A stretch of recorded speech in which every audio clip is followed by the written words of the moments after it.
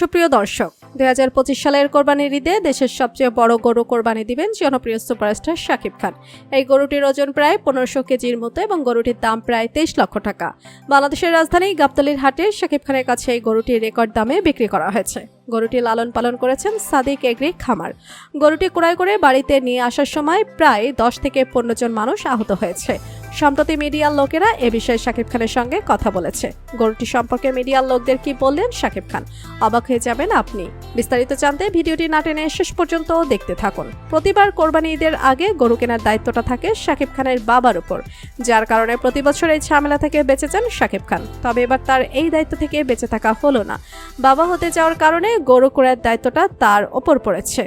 নিজের দায়িত্ব পালন করার জন্য যথাযথভাবে সব রকম দায়িত্ব গ্রহণ করেছেন তিনি।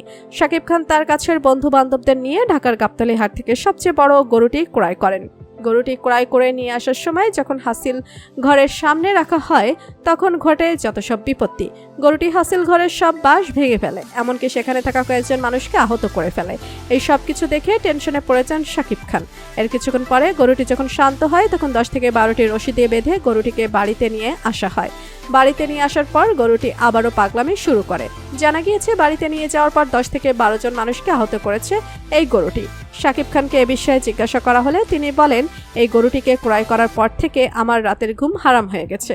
আমি কোনো কাজের প্রতি মন দিতে পারছি না, কারণ গরুটি ক্রয় করার পর থেকে অনেক পাগলামি শুরু করেছে। গরুটিকে কেউ ঠিকঠাকভাবে ধরে রাখতে পারছে না। গরুটিকে ধরার জন্য যে কাছে আসে তাকে আহত করে ফেলে। সর্বশেষ 20 থেকে 25 জন লোক মিলে গরুটিকে ধরে নিয়ে যায় মিডিয়ার সামনে।